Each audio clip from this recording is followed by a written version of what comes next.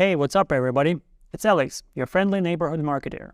Today, we're going to talk about something that can make your life a lot easier, and that's avoiding the dreaded spam folder. You know, that folder that nobody ever checks. It's like a Bermuda Triangle of emails. I've got some great tips for you on how to stay out of the spam folder. Let's dive in.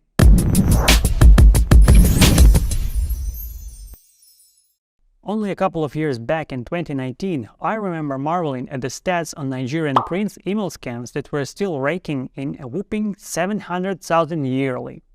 Right, just 5 years ago, people believed someone would give them $2 million in exchange for their bank account details. Not only Nigerian princes scam people, any source of emails from high-ranking personalities influence people's will to obey and share their precious credit card details. Company CEOs, university professors, and influencers all scam the unsuspecting email public even to this day. Luckily, such infamous schemes tend to exit the scamming trends and email users getting more cybersecurity proficient. However, over the years, users have come to believe that their spam folder is like a COVID ward and that every item in there is infectious. So if your legit email lands in there by any sort of mistake, it almost stands no chance of being opened. Right. Getting into the spam folder is like kind of getting lost in the woods. You don't know how you get there, and you don't know how to get out. My best tip here would be to never end up there in the first place. So here are some of the ways to avoid getting into the spam folder. The first tip is paramount: get permission. Permission-based marketing is an alternative to interrupting marketing, an outdated model that works based on spray and pray tactics, spreading information to a crowd, hoping someone will respond. The law requires getting permission from the users in email marketing, SMS marketing, and Facebook Messenger marketing, so not following these principles will damage your brand's reputation.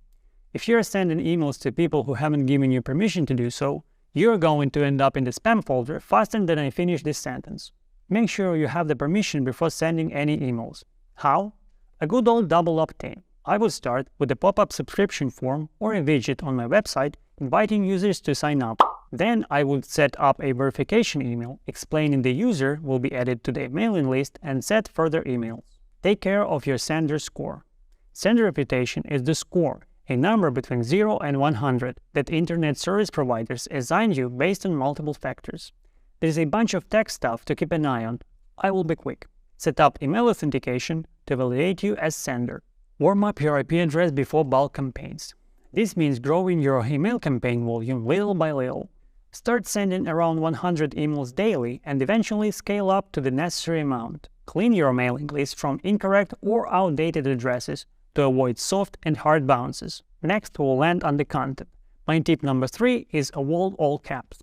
Using all caps is like shout at someone through a megaphone. It's annoying and it's going to get you ignored or flagged as spam.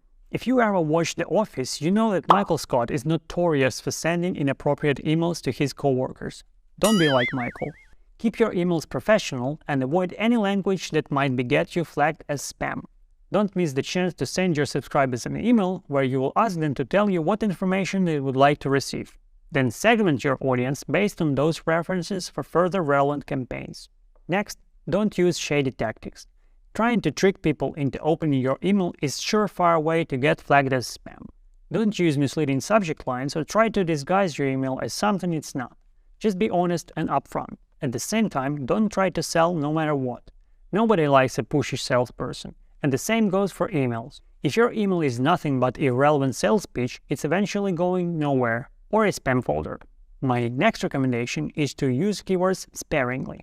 Keywords are important for SEO, but if you stuff too many of them in your email, it's going to look like spam. It's like trying to fit into your skinny jeans after a big Thanksgiving dinner. It's just impossible. Your email should be short, to the point, and look personal. Nobody has the time to read a novel, especially if it's in a spam folder. Keep it brief and make every word count. Just like you wouldn't want to receive a generic birthday card, nobody wants to receive a generic email. Use personalization tactics like using their first name or referencing their recent activity to make your email stand out. And last but not least, provide the unsubscribe option. Your brand changes, users' interests change as well, and that's okay. Give the user an option to unsubscribe if they are not interested in your emails. Believe me, it's way better to have one user unsubscribe than get flagged as spam.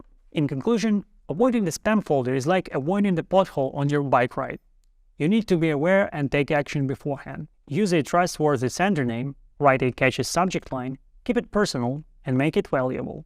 And if you need help with all of this, remember, SendPulse is the platform that can make your email marketing journey easier and more efficient. Thanks for watching, and take care.